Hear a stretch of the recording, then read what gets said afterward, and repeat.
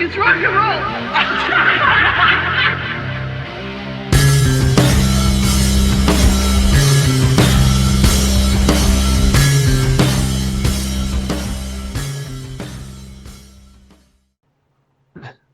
Welcome to the Look It's Rock and Roll podcast. I'm your host, Julian Gill. Today, the panel consists of Marcus Almighty, Mark.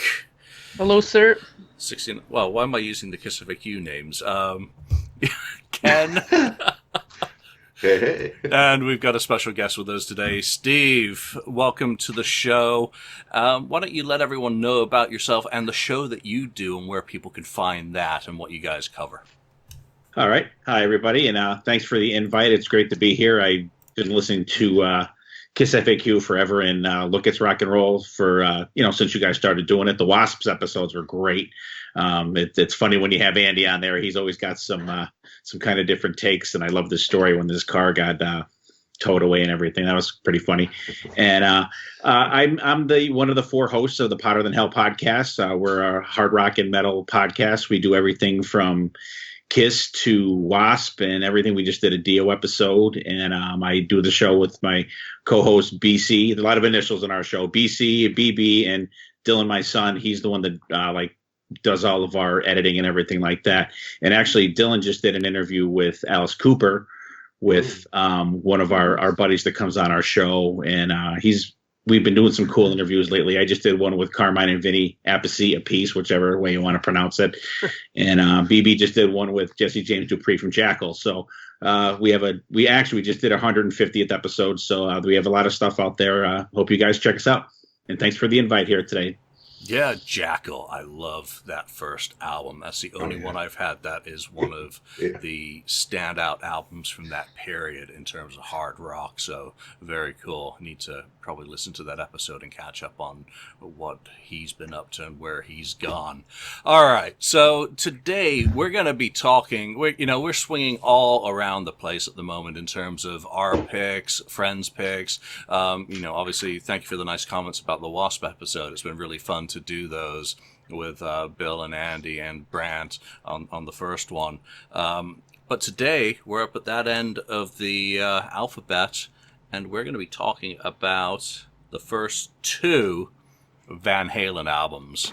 And for someone who only came to America in 1978, I did not listen to Van Halen for quite a few years after that. My first Van Halen album I actually lifted from someone's car's console, Diver Down. Oh my gosh. Yeah, I was, was I preteen? 82? I was a young punk. I was an idiot. Still am. So that was my introduction to Van Halen. And then obviously with the kids in school, went backwards and discovered the other stuff, going all the way back to obviously the first album. Mark, why don't you tell everyone about your introduction to Van Halen? Hopefully it didn't involve a felony. No felony involved. But it was interesting because both of the times that I was introduced to them, because I was actually introduced to them kind of twice, I kind of look at it, because the first time I had heard them in the parking lot of a mini mall where I used to live when I was younger. And at that time, I had no idea what the heck I was listening to. All I know was that this guy had a 73 Camaro with the windows down and something blasting out of it. It was a guitar solo, just nonstop, just like, I'm like, what the hell is that? And then all of a sudden you just heard right after it. And I'm like, oh, I know that song. And I knew it as the Kinks song, right? And then when I heard it at that time, I was like, this doesn't sound like that version. It sounded really cool. So didn't think much of it until about a few years later, my older sister, once again comes into the picture. Her boyfriend at the time was a DJ, and he had this huge stereo system. And for some reason, he sometimes set it up in his house.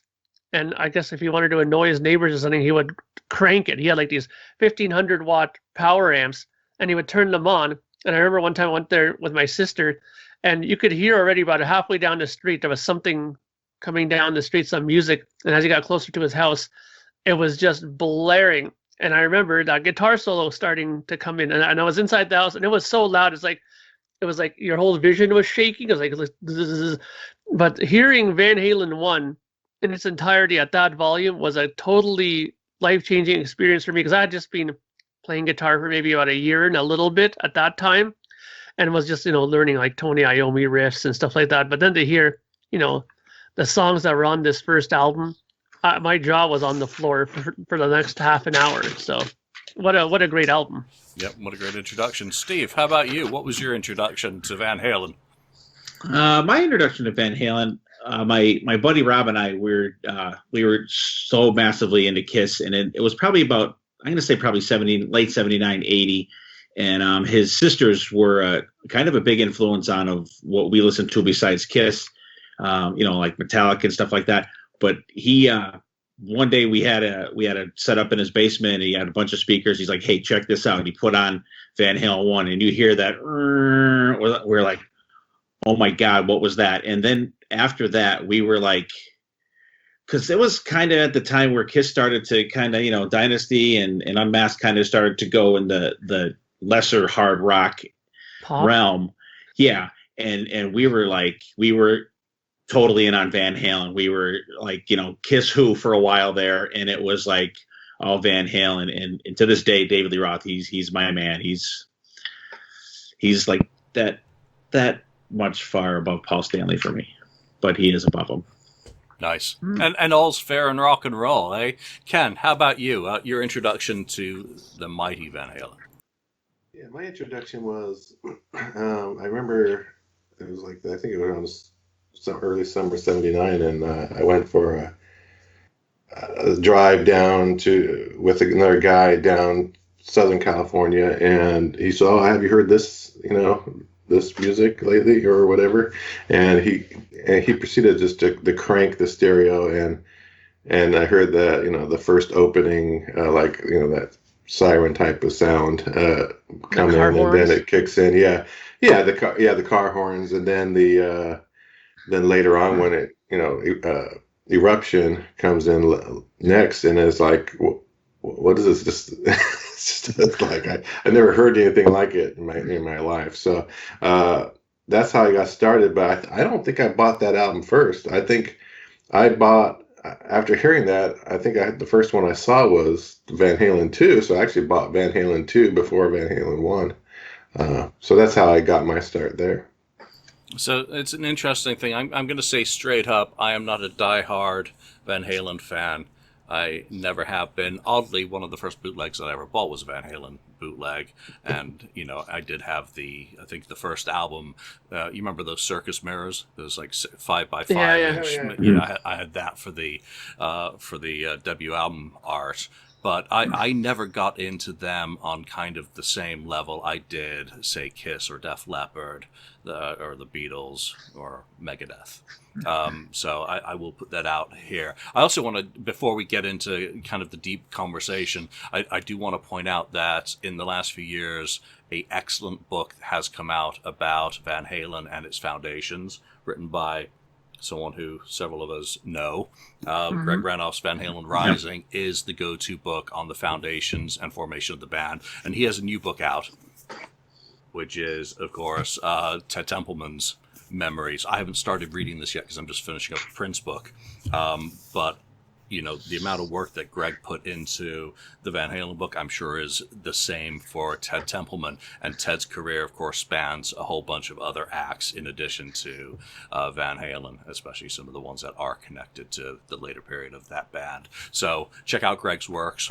Let's get into talking about Van Halen 1. I know I have the question of what is your favorite or your go-to Van Halen album. I want to leave that to the end, so let's someone remind me that I've moved that around. But let's start with the impressions of particularly Van Halen 1, and we'll just go sequentially on these albums. What it is that you like about the sonics, the sound, or the production, or elements of it that stand out to you as a recorded work. For myself, it's simply one of the best sounding and well-rounded debut albums of any band in my lifetime. There are very few albums that come close to being that strong, that powerful, that perfect sounding, and having such a great selection of cuts on the album. Other ones for me are like Mechanical Resonance, Tesla, Montrose's first album, Guns N' Roses' Appetite, and that's pretty much the top echelon of best debut albums for my taste. Ken, let's start with you on that question. Yeah, I think like what you said, the album has great sound to it, especially for a first album. I mean, plus the band sounds real tight, and there's just so much great music on it in the first place. But you hear everything clearly, and also the power of it's really like a trio, right? It's like a power trio, and I don't know how Eddie gets so much great guitar sounds out of his guitar, but it's just pretty darn cool. But yeah, you can hear everything. That everything's clear. Drums are up there. Everything good separation, and including the great background vocals and the harmonizing that goes on is great too. So everything's clear, great sound, just a great job on the first album production, definitely. What's the key element for you for that album? Is it the guitars? Is it the harmonies? What's that one thing that really jumps out at you? It's kind of hard. I'd say the clarity of Eddie's guitar, especially when he does different things on it, all different kinds of techniques, and it's just crystal clear. You hear everything that's going on. You don't know how he's doing it, but you can really hear it well. I think that's what stands out for me. Yeah, you Frankensteined it. Steve, what are your thoughts on sound and production, and maybe the element that stands out the most for you? I love the sound of the album. The thing I like the most about that is that I think that Ted Templeman let the band be the band. There's very few rhythm tracks played underneath the solos. It's just like Ken said, that they're a trio, they're a power trio, and there's very few overdubs, and he just lets them rock. If you listen to the solos are fantastic, but listen to Michael and Alex just play underneath these amazing solos. They are just an absolute chugging machine. And like I said, I think that the best element for me is that he just let them be them. It's probably, out of any debut albums that I could think of, it's the most live sounding one that I could think of. It's just sounds like he's like, okay, you guys play, and it's fantastic. And after reading, I have to say I kind of cheated in the Ted Templeman book. I just skipped to the Van Halen parts so far, but but like he says in there, and he got into like David the Roth's vocals and stuff like that. But he just wanted them to just be the band, just play. And I think that's my favorite element of it. He just let them play, and Alex and Michael are just an absolute machine underneath Eddie. Yeah, and yet Ted was questioning David Lee Roth, wasn't he? And that's one of the kind of catch phrases that have been grabbed out of this book, that he almost thought about, should we be replacing David Lee Roth at this early stage with a real singer, rather than necessarily a performer with panache.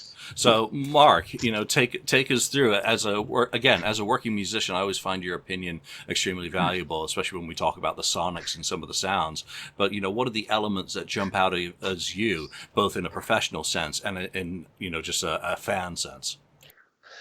Well, I got to tell you, I've really did like a complete deep dive into the whole production of this record. Like for years now, it's been my mission to figure out so many aspects of this record, and I've learned quite a lot. I mean, I was completely shocked at how they mic'd this drum set, for example. I mean, everybody's thinking that they're using all these, razzmatazzy, special mics for the drum set, and actually, they did a special on it. I believe it was a Produce Like a Pro. It's a series that's on YouTube. That's on there, and they do a lot of these kinds of deep dives into different production techniques. And they went to Sunset Sound and recreated the Van Halen 1 recording situation, and they had the actual track listing that was used for that album. And he was shocked, as well as I was, to hear that they were using SM57s, which are just microphones that he would normally use for miking guitar cabs, they were using that for the kick drums. Like he was in shock, like, wow, they really just use that for the bass drums, and because the bass drums sound pretty punchy. And like you said, it's not a typical bass drum sound. It's more pointed more than it is big ballsy. So that's one of the things that really stood out differently on that drum set.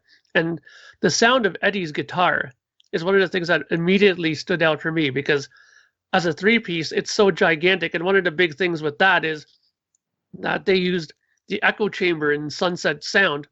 They would put in his rhythm guitar sound into there and use that echo chamber sound. And what they would do is whenever he would play, they would hard pan his guitar to one side and hard pan the reverb from the echo chamber to the other side, so that when he played, you had this gigantic stereo sound. Meanwhile, it was just one guitar, right? So that was one of the big things that they did that really made it a distinct sound. And one thing that I've noticed too was this is the only album where he has this kind of guitar sound. Once we get to 2 and all the other albums later, his tone has significantly changed. Only on this record does he have such a huge, like high gain, tube preamp kind of sound. As he goes on, he starts cutting back the gain and making it a little less distorted as we go through the records. And of course, the big thing on this record is the MXR phaser that he used on almost every single thing, like Atomic Punk, Eruption, every song that. And when he does a guitar solo, all you hear is click click. He turns this on, and that's where you get that sound that he has on there. And it's really slow. Like the speed on here, it's just one knob, a speed knob, right? And he has it set all the way down. Like it's pretty much the slowest rating you can have, and that's where you get that kind of chorusing effect. But it's kind of really, it's not as noticeable as if you would turn up the speed, and it would start giving it kind of like a warbly sound to it. But that thing is one of the main things that gives him that sound. I mean, that's why obviously MXR made a signature pedal for him. I mean, that sound is so notorious, and every guitar player and their brother wants to have that sound at one point in their career, right? I mean, Paul Gilbert to this day still does that. He said that Van Halen 1 completely changed the way that he looked at playing guitar solos. So there you go. And again, having a three-piece band like that, you have to come up with a way to have such a full guitar sound like that.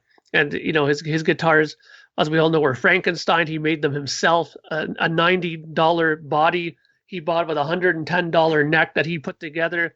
He even dipped his own pickups into wax to kind of to wax them properly. And like, you could destroy a pickup doing that, but he loved doing these kinds of little, things where he would go and experiment. And that's why he had his own sound. This is what guitar players seem to forget. You want to have your own sound, you have to do things that other people don't do. And Eddie Van Halen was doing that as far back as 76, 77. So that's why Van Halen 1 sounds the way it does. And throughout the whole career of Van Halen, he kept adding things and changing things and moving things around and changing amps, buying other things. So that's why his sound always evolved. And I think it's probably the sound on this album that is its defining feature. Because when you listen to Gene Simmons produce demos from late 76, when he flew them to New York, then you listen to the Warner demos that they've done, and he's built that guitar in between those two. And all of a sudden, I don't want to refer to it as the trebly high gain kind of sound, but it's certainly a very metallic, crunchy sound that is a signature part of that guitar. Thinking of some of the other kind of questions that go around this is, the song selection and singles. And it's two separate questions, Steve, and I'll go to you. What do you think about those single choices that they made? They had 4 singles off this album, which, and they had the whole catalog of basically, 25 to 40 songs that they had already created, which would basically run the rest of the band's history with David Lee Roth. So what are your thoughts on that? Yeah, I don't know. I think that the choice of singles were pretty good. You really got me. I think I really like the choice of that because the Kinks song, it's good, but I like how and I think it's over any of the covers that Van Halen's done over the years. Like they make it their own, and I thought that was a good choice. Jamie's Crying was another one. One of my lesser songs on the album. It's good though, but you could see how it's more radio friendly with the chorus and the harmonies in it and stuff. Running with the Devil, just a great start to the album. Like I said, that beginning, like when we first heard that, I was like, is that a spaceship, or what the hell is that? And what was the other one? And you talked about love, right? About love. Yeah. And I think that is one of the best hard rock songs ever. And that's a song that if it was played as much as something like sorry guys, Rock and Roll Night, or AC/DC Shook Me All Night Long, I wouldn't be as sick of that song as I am the other ones. It's just, I think it's one of the best hard rock songs of all time, and it's fantastic. I think it's a good choice. And the only other song I think that would have been a good single for them is maybe Little Dreamer. A little more, slower tempo in it, but good harmonies, and the I think that's one of the songs that stands out for me guitar sound wise, and it goes perfect with the harmonies. And Michael and Eddie's background vocals are just absolutely fantastic. They're another great foundation to the band that is I don't think it's overlooked, but when they did stuff with Wolfgang live and stuff like that, you could tell Michael Anthony was not there. That's why I boycotted the band when they came back and put him up there. I've never seen Van Halen because I couldn't see them with the original lineup. That's just one of those things for me, and I have no desire to see Sammy Hagar. Mark, same one to you. Yeah, I mean, I think the singles were well picked. I mean, obviously, you really got me. While it was a fantastic choice for the first single, I mean, it was almost a necessity because of Edward's sort of blunder in letting Angel hear the early version of that, and then them going and recording it as well for their Casablanca release that was coming out. And of course, in order to prevent them getting theirs on the air first, they had to release it months before, and of course, that also spawned that very popular release that our good friend Ken Keenan has in his collection, the old Looney Tunes release there. That's a red vinyl release. That's an early release of 5 songs off of the first album, and that was done in order to get that song out there before Angel was able to get their version of it out. So very interesting that happened. And for collectors out there, I guess they're sort of happy that happened, because now we have a collector piece to go hunt for from Van Halen, because there's very little as far as that kind of stuff available from Van Halen. The rest of the songs are very cool, though. I mean, Running with the Devil, what a fantastic song. And the fact that the B-side of that was Eruption, I mean, what a 1-2 that is for your stereo system, right? And then in talking about love, it's funny, that song was always the song that Eddie, when he reminisces about it, saying that it's a song that almost never happened, because when he first wrote it, he thought it was so ridiculously simple, he was almost ashamed to show it to the guys. And, Dave was like, wow, what are you talking about? This is fantastic. Let's do it, So thanks to Dave, they were able to, whip up another fantastic song. But that's another song where every time you hear him doing that little solo lead part, you hear this thing again come on. And that's the main tone source for that song, especially even the top of that song, it's all that phaser, right? But it's an absolutely fantastic song. And another thing that we kind of have to look at as well is that Eddie Van Halen as a player, his hands, that guy, what comes out of him playing wise, many people can't recreate it. I mean, I remember the song On Fire, the closing song of this album. I remember when David Lee Roth came through on the Skyscraper tour, and they played it, and he had Steve Vai. I mean, notably one of the greatest guitar players on this planet. And even when he played it, it just never sounds the same as when Eddie plays it. And this is Steve Vai playing here, okay? And I never thought that he did as much justice to the Van Halen songs. He's a great player, but there's something about Eddie's hands and the way he plays that gives him his own signature sound. Forget about the pedals, forget about the amps. It's just the way that he plays. That's a really cool point, because boom, same thing for me when David Lee Roth came through Binghamton on the Eat 'em and Smile tour, and that was my first ever concert. I thought the Van Halen stuff that they did that night was horrible, and I was really shocked because Billy Sheehan and Steve Vai in a band, and it was just the Eat 'em Smile stuff was fantastic. That was exactly spot on, but all the Van Halen stuff I did not enjoy at all that night, which, even with the lead vocalist, that really does make it about the band. Ken, the singles, your thoughts on those, and maybe anything that you think should have been a single? No, I think they got it pretty much right. I mean, You Really Got Me was a no-brainer. And like Steve said, they made that one their own. In the future, they usually, when they did covers, also they made them their own, but they've screwed up a couple of them, in my opinion. But that one is a good one, and that was a great job, or a great idea to record that song. As for like Jamie's Crying, yeah, it's the most, other than You Really Got Me, the most radio friendly song, I think, on the album, other than You Really Got Me. So Running with the Devil is kind of, you're going to release that on, again, back in the day, AM radio. It's not going to do much there. It's going to be a FM player, and therefore the 84. And I think even by that time, most of the people just went ahead and bought the album anyway. They didn't need to go out and buy Running with the Devil, or Ain't Talking About Love, because they already had the album, because everyone started snatching it up after hearing the You Really Got Me on the radio, and then word of mouth and that sort of thing. Yeah, and there was certainly a void that Van Halen came into.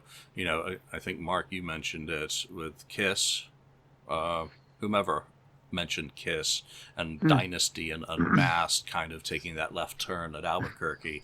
Aerosmith, didn't take a left turn, but had kind of dropped its quality.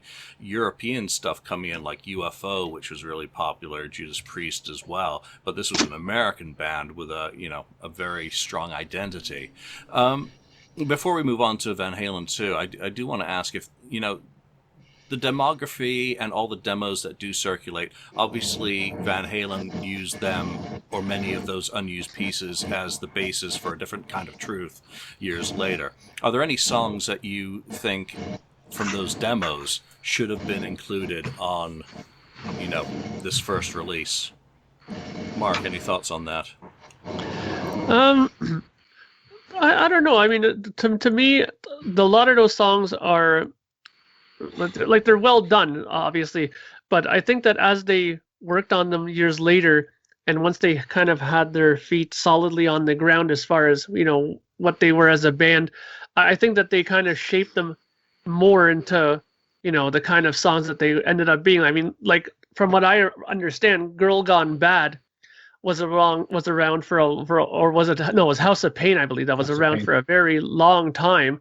And I mean, even though it probably didn't change too much from that time, I think, though, that how it ended up in 1984 was much stronger, I think, than it wasn't on the demo sides. I mean, by then, Eddie knew what he was all about and what he wanted to do and how he approached the songs. And it's almost like, he looked at a song that he did back then and kind of just took it and gave it a real good sheen of paint and really just polished it up and made it into that song that it is on 1984.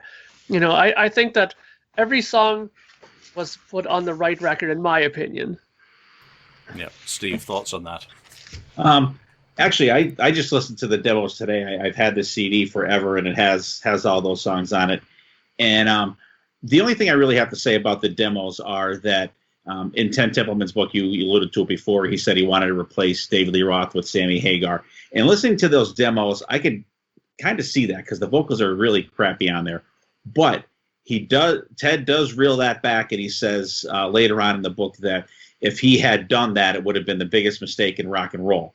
And if you listen to the vocals on these demos and then go to Van Halen 1, it's day and night. So they really worked with him, and I think that was the biggest thing that I got out of listening to the demos, was how much they were able to get an improved performance out of David Lee Roth for the album. And Dave is Dave, singing live. And Julian, actually, I was at that same concert you were at too, up in Binghamton. That was my go-to venue actually when I was growing up. That's only an hour from me, so I was there too. That is wild. So yeah. When I mentioned, about seeing David Lee Roth that night, the same thing applies to Sammy Hagar for me singing Van Halen songs. I listened to Live Without a Net when it was a radio broadcast. Again, back to my Binghamton days. I recorded it. I stayed up for it. Recorded that whole thing. Listened back to it the next day and threw the tape in the garbage. And I've just never really gone back. So, Ken, demos. Are there any that you think are egregious misses? Yeah, no, not really. I think it's a solid album from front end to back end. Though maybe I would have used one of those demos maybe on the second album. Added one there because it's a little bit. The second album's not quite as what the first album was. So otherwise, yeah, I think it's a perfect album from the start to end. I mean, maybe my least favorite song is probably the last song on the album, but which is still a pretty good song, On Fire. So no changes.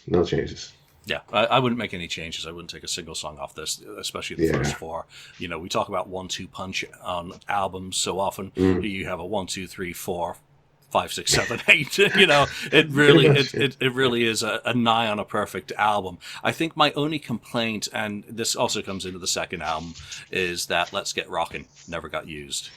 I don't think that's on the Zero demos. That was one of the Warner ones that came later. Or maybe it was. I don't know enough about them. Out of Space that became. Okay, yeah. So, and again, that I'm not going to ever talk about A Different Kind of Truth because, well, it is what it is. Let's move on to Van Halen 2. And straight up, I'm going to get it out here. This is my least favorite of the original Van Halen albums. I have never enjoyed it particularly. It's got its moments on it, but compared to the first and to my favorites, it just does not hold a candle. Let's talk about your first thoughts on Van Halen 2, and Steve, we'll start with you on that. Van Halen 2, sorry, Julian, this one is my go-to Van Halen album, by the way. I love this album with one exception, one glaring exception. Even You're No Good, it's such a, when I first heard that, I'm like, God, I was 11 years old when this came out. So I was like, I knew I'd heard this song before, but it was like a girl singing it, I think, or something. And then I heard it like weeks later and I'm like, hey, there's that song. But I really like the version of it. I love the songs on it. It's not as raw sounding as the first album. It's definitely more polished. And I think it was Mark that said you don't get that as much of a live feel for the band on Van Halen 2 as you do on Van Halen 1. But as far as the songs go, I love the songs. And I mean, you can't beat Van Halen 1, but like Van Halen 2 is my go-to because I think there's so many more unknown, deeper tracks on that. And I just have to say, I think Women in Love is the absolute worst original Van Halen song. I hate that song. It's such a momentum killer on the album. You have Light Up the Sky, DOA, and then Women in Love. I'm like, oh. And they did that live the last time I saw them. And for the testament for this album, the last tour that they did half this album on the show. It was in half the out, although it sucks because Women in Love was in there, but they literally did half of this album on the last tour that they did, and I absolutely love it. I think this is more of a like a party type album than the first one. Like there's like good rock songs, good vibe on the first one, but I think you get more of a party vibe from Van Halen 2. Ken, does this make you want to party? Well, you know what? It was my first album I got, and you know what? I don't think it was right after. The weird thing about this is, I told you I heard the first album, and then after I went out, and I didn't buy the first album. I don't know if it wasn't there, maybe. And I thought, oh, this is the second album. Okay, I'll buy that. I hadn't heard anything off the album yet, so it was a first listening experience from the get go when I listened to Van Halen 2, and right away when I hit the first song, "You're No Good," I'm like, well, what the heck did they do here? Because I'm a huge Linda Ronstadt fan. From before that, I had her "Heart Like a Wheel" album, which had "You're No Good." I listened to that song a million times, so it was ingrained in my head. So when I heard Van Halen's version of it, it's like, oh my, no, I can't, So that's the one glaring thing on the album that I can't take. It's caused again. The Linda Ronstadt version is the version for me. That's it. Okay. So I would have just thrown that one away. That's where maybe they could have used like "She's the Woman" on this album or something like that, which I think is a pretty good song. They could have even led off the album with "Dance the Night Away," which is, what my first hearing of it, I thought it was great. The first time I heard that song. So yeah, there's some other songs on here like, they're going like for "Spanish Fly." He's trying to do an acoustic eruption, in my opinion. That's all I can figure. I don't know if it was needed, but obviously I never heard anybody play an acoustic guitar like that before. That's pretty amazing. And "Woman in Love," the only thing good about that, like, Steve hates that song. I love the beginning of it. Which you think is tapping part there. tapping and harmonizing kind of thing. Yeah. It's like, that is so great, but that never really happens much in a song, and it's like it becomes a different song after that intro. So it's kind of like, it kind of became a downer because I wanted more of that kind of thing. So, but yeah, it's a good album, and I don't know what else to say about it. It's good. Yeah, Steve, just to take that one step further, I wrote some notes about this album because I had to re-listen to it, many times in order to even talk about it today. I wrote one word next to "Women in Love: ugh." And I'll leave that there. Mark, your thoughts on Van Halen 2? Well, Van Halen 2, I think, suffers from a few things. Now, I like Van Halen 2. It's far from my favorite, but I think that it suffers from a few things. Number one, it was recorded a week after they were done their world tour, and they were done it in a week's time. Now, for a band that had just sold lots of copies, like millions of copies from what I understand, of a debut record, you would think that they would be given at least a little bit more time to work on it. And it's that old thing from before where you hear bands saying that you had your whole life to prepare for your first record, and then 6 months to write your next one, right? So I think though, while they had lots of material available, obviously, to make Van Halen 2, I think there was a lot of things in there that they could have did differently. Like maybe they could have spent a bit more time, go over the arrangements a little bit more, rethink if these were the best songs to do, because obviously the first album, they knew what they wanted to get done probably, and they just tackled it and played it live off the floor. One of the things I remember in my years of researching these Van Halen albums is that Edward Van Halen in particular was not very happy with the recording of this album.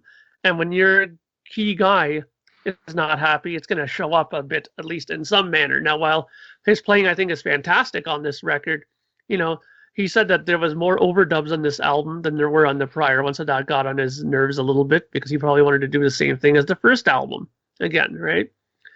His tone changed a lot. Now, anybody who's familiar with guitar amps, I can just explain it this way. You take a Marshall amp and the preamp volume, where you get your distortion from, he took that knob and kind of turned it down a bit. On the first album, he had it on maybe like 9, the distortion. And on this album, he kind of backed it down to about a 7 and just turned the overall volume up. So he used more of the power amp tube section of the amp, and he got that more of a fatter sound, but less distortion. And another thing that's interesting is each album that he did starting from the first one, he always introduced some sort of new little technique that guitar players latched on immediately. Like at first, of course, it was the tapping thing, the two-handed bit, right? In this album, he started adding that natural harmonic thing. There was the artificial harmonics where you fret a note, and then you go 12 frets up and tap that note just lightly with your finger, and that's the beginning of Women in Love. That do do do do do do do do do do. That little thing there is all of those little tapped out notes there, and you add a delay on top of that and a little bit of chorusing, and that's how you get that sound from that. So everybody jumped on that, and same thing with "Dance the Night Away." You know, in that breakdown, that do do do do do do do do. When he breaks that down, he's just tapping that with his right hand, and putting the chords on the left hand, and that's how you get that kind of jangly sound that he does on that too. So everybody, once they discovered that, everybody started doing that as well. So, you know, that's one of the things I liked about this record is he introduced a new kind of technique that people latched onto. But you know, I agree. "Women in Love" is not exactly the best song on here, and I always thought that "Beautiful Girls" being the closer was an interesting selection. I thought it probably should have been the start of, you know, side 2, because that was such a great song. I mean, what a good way to start a side rather than to end a whole record, you know. But you know, this album is very, you know, hit and miss in my opinion. And just a little note about the Spanish Fly thing. Apparently, Eddie Van Halen was in the lounge with his classical guitar playing and doing that. And Ted Templeman looked at him and said, "Wow, you know how to play classical guitar?" And he looked at him stupidly back and said, "It's still a guitar." You know what I mean? Like, he was almost like, "Well, of course I can play it. It's a guitar," you know? And so he just got him in there, shoved a mic in front of him, and they recorded it. And it became another piece that he's been using for years and years in his solo section. Yeah, to me it sounds like it literally was a microphone shoved in front of him. Never did a thing for me, Spanish Fly. It's awkward. One of the things that I notice is that there are a lot of parallels between the first album and this. If you think of Running with the Devil and the kind of the beginning, the bass, the pulsing bass, you have the same thing basically being done in You're No Good at the beginning of that song. You've got a very obvious bass element that starts off both of the albums. So that to me is like the only continuity between the two, because then you kind of get into a band that's trying to show that it's maturing. And Dance the Night Away, I always thought was a cover until I actually bought a copy of the album and saw that they had written it. And I love the harmonics that they used to kind of imitate the calypso type drums, or whatever you'd call those things that are played in like Jamaica, the Caribbean. Yeah. It's absolutely amazing to consider that sort of thing. But for the most part, it is such a hit and miss album for me. Women in Love, I've already said, is garbage. Spanish Fly is the anti-eruption. It's like you've gone from having explosive pyrotechnics and fireworks of guitars to having the very muted, and the production's very kind of single note across it. And the drums, for me, are the instrument that really is featured on this album. Steve, tell me that I'm an idiot and that I'm wrong. You're not wrong about the drums, that's for sure. And actually, there's a couple songs on here, and I just put down the drums are the instrument on this album. It's fantastic. He really brought out his playing on this album, and once again, you get that great interplay between him and Michael Anthony on this album. And actually, Julian, here's exactly what I have written down for Women in Love. Terrible, terrible song, kills album momentum. Just ugh. So we definitely have the same thing. And in the beginning of the song, it starts out with, any song that starts out with Marge is going to be terrible. That's all I'm going to say. All right, let's talk about some of the singles on here. Well, there are only 2 singles, Dance the Night Away and Beautiful Girls. Right choices, wrong choices. I think Dance the Night Away is a fantastic choice because it shows a different sort of band. It shows them stepping out of kind of getting pigeonholed into being a rock band and nothing but a rock band, and being able to do something that has crossover appeal. Beautiful Girls, I think it's a great ending song and not such a great single. There we go. Ken.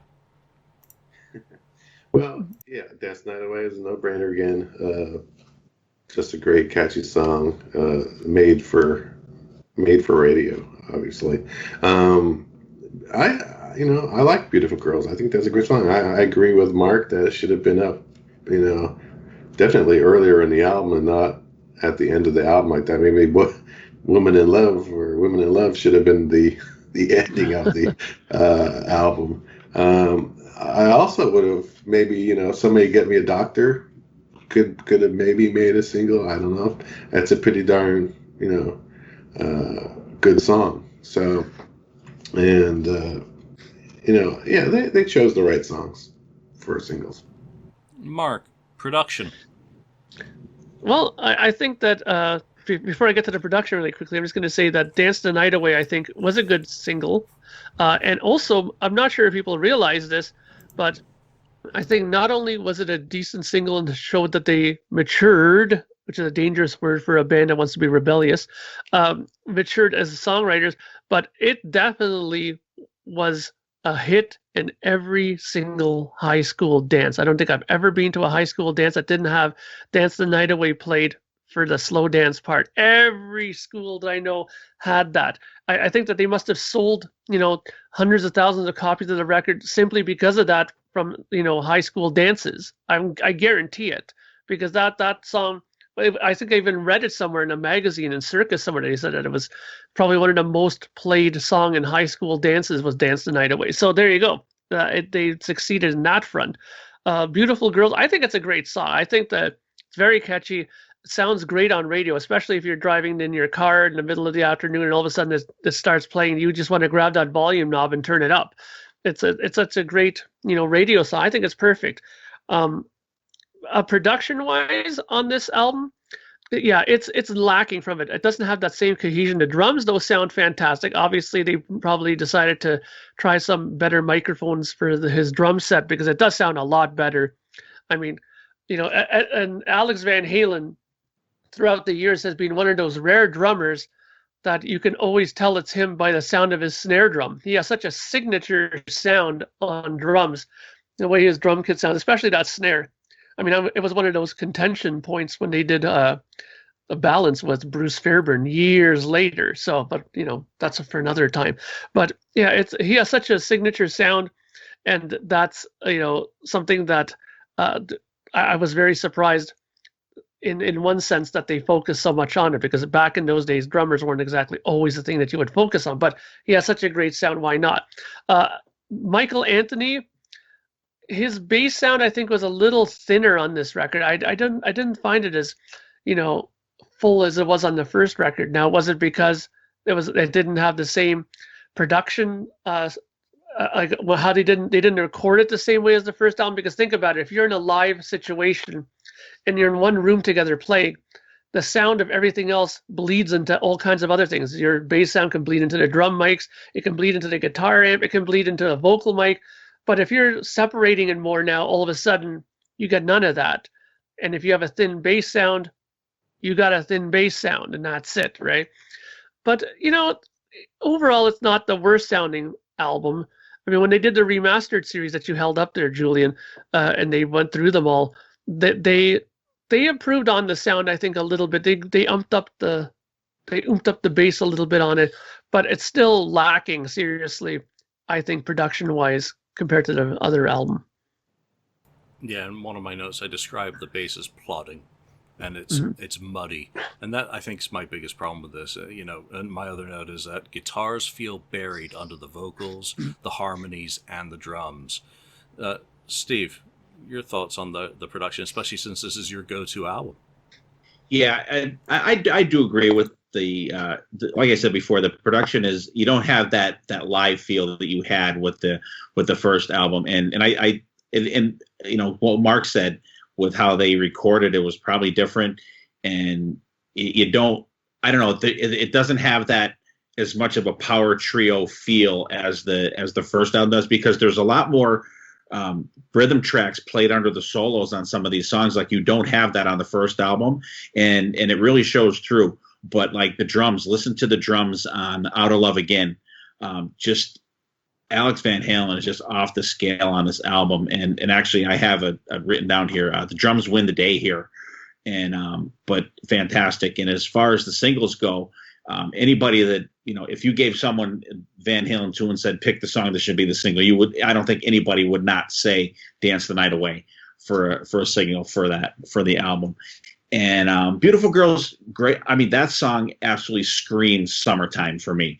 That, you got a drink in your hand, you got toes in the sand, you can't beat it. I think it's a good single. And Mark, I think Mark said that he didn't think it was a good ending for the album. I don't think it's bad, but does anyone else kind of have a problem with the sequence of the songs in this album? I think You're No Good was a terrible song to start the album with. Yeah.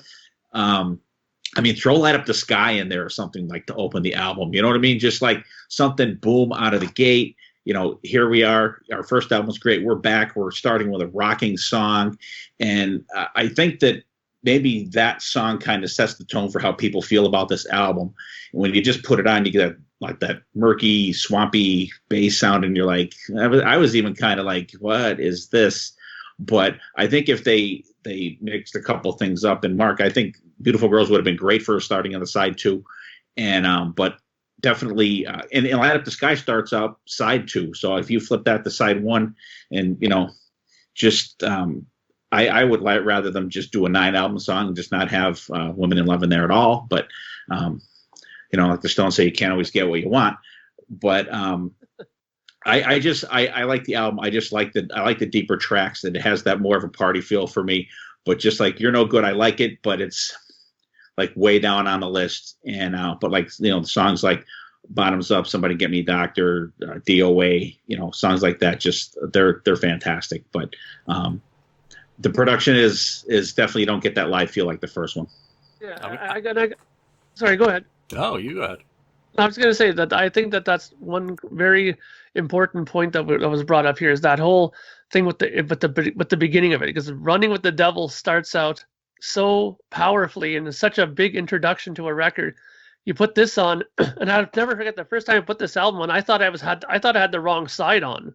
I thought I was putting on side 2, and I looked at it. I was like, no, this is side A. But it's such a slow sort of song to start off an album, especially a Van Halen album. I was like, why is this on here? But yeah, Lighting Up the Sky would have been so much better. That like, that's such a better introduction to an album than some weird bass sound like going through. It's like, come on, man. I mean, I just think that I really think they rushed it. And I think because of the success of the first album, I think you had a lot of suits running around, patting them all on the back, saying, great stuff, guys, great stuff. It sounds killer, guys. Let's just get it out there and get you back on the road. And we're literally kicking them back into the tour bus and saying to get back out there and let's make another million seller. Let's go. Because I think that they would have put more thought into it, like the track order and some of the songs. This could have been a standout album. Yeah, so let's talk about some of your favorite tracks about this, and we'll go back and mention those from the first album as well, before we wrap up. But favorite 3 songs on the album, Ken? Ooh, favorite 3 songs. Okay. Well, let me just say first, because I didn't say anything about production. I agree with all of you guys on that. And the song sequence is a definite thing that stood out in my mind. And the production, and that may be the production. I don't know if the producer chose the song sequence. Sometimes, usually they do, I think. It's up to them. But the other thing is about, the guitars don't have that same crunch as the first album. So that was a big thing for me. So standout songs, obviously Dance the Night Away, Beautiful Girls. What else? I really like Bottoms Up is another great song. I really like on Out of Love. I really like the time signature that they're doing there. They're really going at it. I mean, you can really see the strength of the rhythm section there between Alex and Michael Anthony. So those are the songs that really stand out for me. Again, You're No Good. On this, no good. No good. Yeah, I'm glad you mentioned Out of Love again, because my notes on that were, I got nothing. well, the drum patterns are interesting. That's all I got. That's kind of it's a cool. Yeah, but other than that, didn't do a thing for me. Steve, what are your 3 picks from this album? My 3 picks are definitely Bottoms Up. Love that. I love when and actually that song kind of harkens me back to the first album when you get that middle part, come on, mom, baby, and they do some of that on the first album. That kind of takes you back to the feel of the first album. Light Up the Sky is fantastic, and like I said before, I just love Beautiful Girls. It's just that's a song that I play every summer. I mean, I play it all the time, but that's a go-to summer song for me. Nice. Great picks. Mark, how about you? Well, my 3 are pretty... Yeah, I think that they're the ones that I've always thought were the best off of this record, which are Light Up the Sky is fantastic. I always thought that was really good. Some interesting vocals with Dave on that one. Beautiful Girls, that to me is just so signature Van Halen and signature David Lee Roth. I mean, those lyrics are just, you know that he wrote those top to bottom.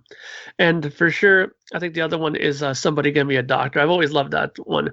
Again, another interesting little guitar thing there. We did it when he does that train simulation with the and that volume swell. That's always been a cool little trick that everybody sort of jumped onto when they figured out how he did that.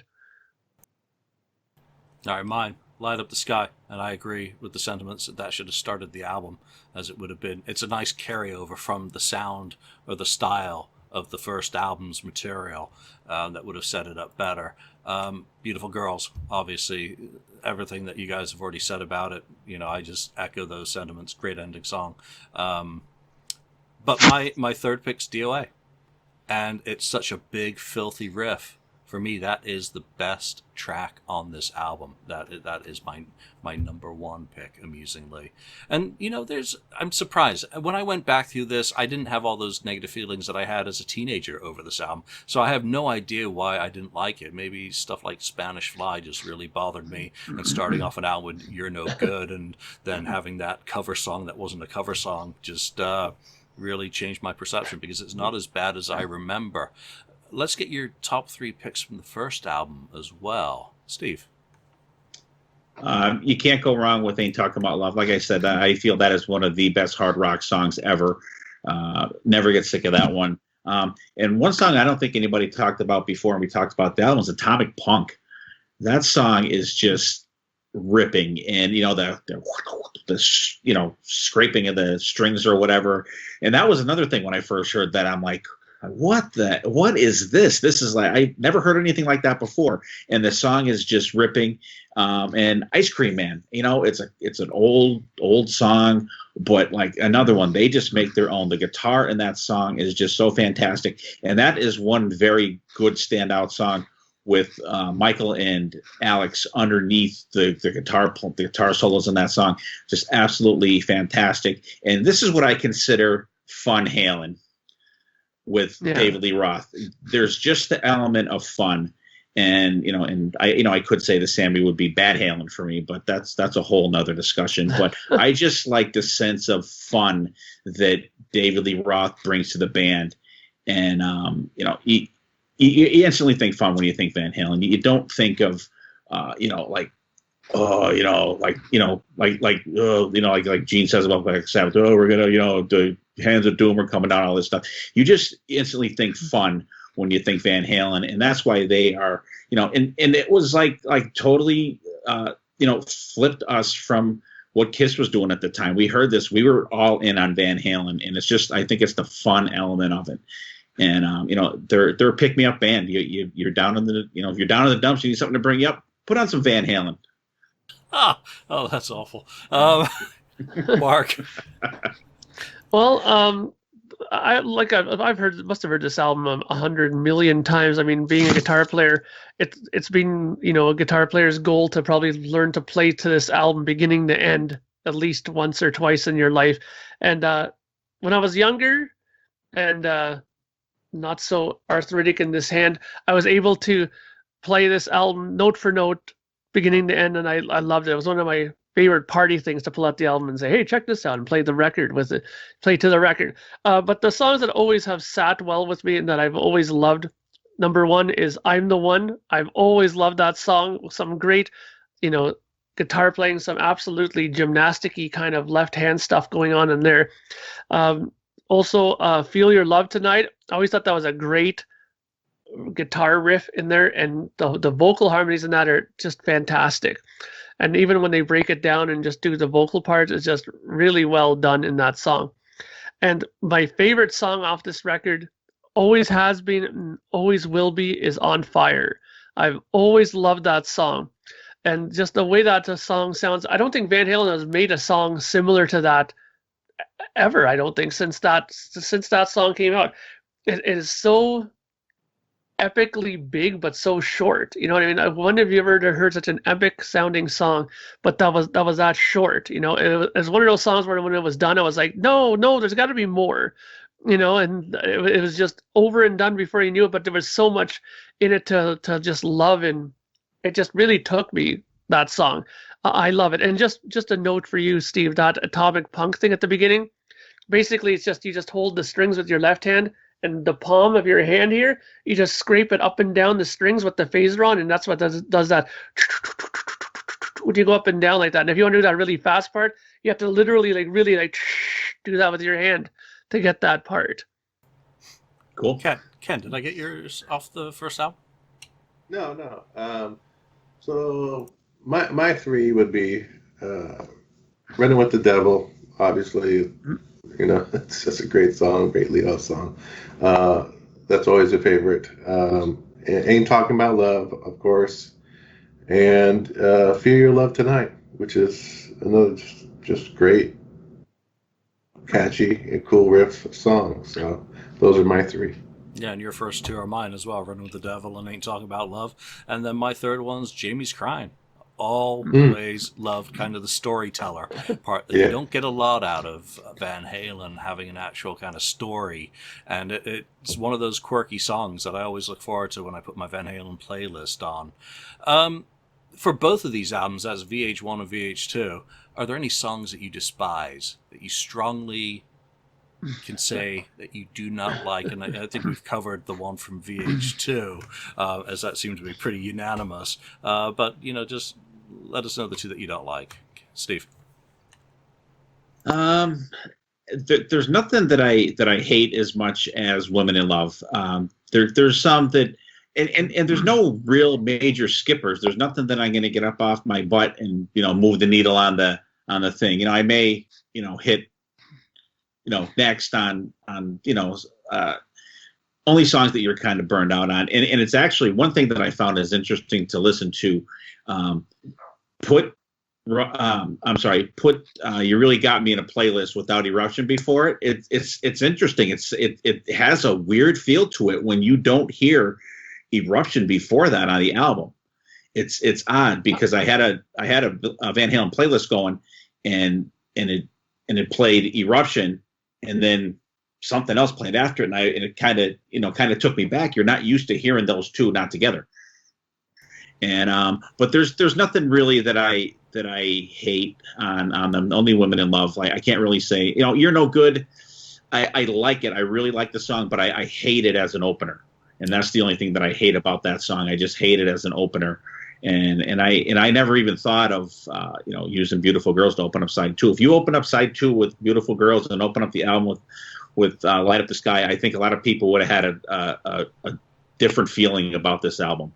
Or unless they played it like Ken played Dynasty and played side two first. Yeah. And it's weird too, because I did that with Back in Black, because forever I thought that Back in Black was the first song on the album. I when I put that on, because it was the song that I heard, I'm like, oh, it must be the first song. And I don't know, until maybe 10 years ago, I always thought that was the first song on Back in Black. So, and that's how I look at it. But I think people would have a different feeling if they sequenced that album differently. And nearly everyone in the world has been listening to Judas Priest's Sad Wings of Destiny wrong, because that's actually backwards as well. Except they changed the artwork to reflect the screwed up track list. Rather than correcting the actual order. So it'll change your whole perspective when you go and listen to that. Right, I recently did a show with someone about that album and mentioned that. Ken, you're not a guy who actually hates anything. Are there any songs that you Sure, I dislike do. on these two albums? Sure, I hate things. No. Well, yeah. Obviously, You're No Good. Again, that just was a real, whatever you want to call, thorn in my side or something, because the only version that really stands out for me is Linda Ronstadt. So I don't despise really anything else. On the first album, again, yeah, you can't really pick one. Again, I mentioned On Fire. I know Mark likes that song, but that's just my least favorite song on the album. It doesn't mean I don't like it or hate it or anything. It's just I think it belongs on the end of the album, which is where it landed. So that's it. Yeah. Yeah, I strongly positively despise Women in Love, and I don't much care for Out of Love Again. But off the first album, not a single thing. It's just perfection. And even on VH2, Van Halen 2, I wouldn't change it because it just is what it is. It's a reflection in time of where they were at that moment that they rushed into the studio and recorded it by hook or by crook. Mark, there's things that you don't like off either album, one song from each. Vocal. Mike. Sorry, There I you had to go. turn it down. So I had to turn it down because the dog was going bonkers because UPS decided to bring the rest of my records. So I had to go and grab them. So that's why I took off. As far as not liking anything, first album, I love it. Top to bottom. I mean, even Little Dreamer to me sits in a perfect place on the record. I mean, by the time you get to Little Dreamer, I mean, you're being so hit over the head with these nonstop party, fantastic songs that once you get to Little Dreamer, it's like that perfect little, little soothing part of the record, and then you're back into it. Ice Cream Man comes back with that little guitar part at the beginning, and then you're into, On Fire. But I have to agree with Van Halen too. You're No Good. I've never been very good, or never been very much into that song. I never thought it was I never thought it was a strong song, and the fact that it opens the record is just unbelievable. And I think I'll echo the sentiment of Women in Love is not a good song either. Women in Love, you've been voted off the island. All right, so let's wrap up with a final question. Not to do with either of these albums necessarily, but what is your favorite or go-to Van Halen listen? If you want to listen to Van Halen, you are guaranteed 99.9% of the time to reach for this album. Steve, your pick is? Van Halen 2. Van Halen 2. I would that's definitely one. And like I said, I actually made a playlist of all the Van Halen from all the Van Halen albums, and I just skip the songs that I don't listen to, and like Spanish Fly and Women in Love are not on the Van Halen 2 portion of that. And if I had to go pick another one, it would be 1984. Yeah. Mark? For Unlawful Carnal Knowledge. Please, God, no. Yeah, that's actually, as far as we're talking about Van Halen. Yeah, I know. I'm talking about Van Halen because I've never had an issue with Sammy Hagar being in the band at all. In fact, one of my favorite concerts I've ever seen was the For Unlawful Carnal Knowledge tour at the Sky Dome here in Toronto when they played when Alice in Chains opened for them here. Fantastic. I mean, it's one of the best sounding records they've done as well, and I love that. I love that record, top to bottom. I mean, it's one of those records that it satisfies every little bit of my musical liking. Sorry about that, stupid dog. Jackie disagrees with you too. Yeah, she does. She doesn't seem to agree with that selection, and she ran off before I could scorn her. Anyways, Jackie, yeah, bite him. yeah, but it is my. It's I think the record where honestly Eddie came back with a little bit more of his Guitar Hero prowess. I'll just leave it at that. Fair enough. There is no wrong answer, is there? Mine is Fair Warning. And it was kind of where the guitars were big and brash and back in focus. I don't have anything against Women and Children First, like that one tremendously, but it was just like after Van Halen 2 and that, all of a sudden it was like, we're a guitar band. This is about Eddie. This isn't about great sounding drums. This is about some mean riffs as well, and that album has a bucket full of mean riffs. I've never tried to play a single song off Van Halen 1 or 2. I have tried to play stuff off Fair Warning, on guitar. That is the one that I reach for a guitar when listening to. Ken, why don't you end us with yours? All right. I mean, my go-to, the one I probably listen to the most is the first album. A close second for me is Fair Warning. Like I said, I love that one. I love to put that one on because it's more raw and heavy. So it was a good departure. But yeah, the first album, I can't go wrong with it. I know I play it more than any other Van Halen album. Nice. So that's our topic, the first 2 Van Halen albums. There's probably a couple of questions in there that I skirted through. But you know what? I think that's more than enough on those 2 albums. So we'll leave it there. So for now, from Steve, from Ken, from Mark and myself, thanks for joining us. Go play some Van Halen and make sure you put Eruption in the right place in your playlist. Bye for now. Thank you for watching or listening to this episode. Be sure to subscribe to us, like us, or even leave us a review. You can find us and join the conversation on Facebook.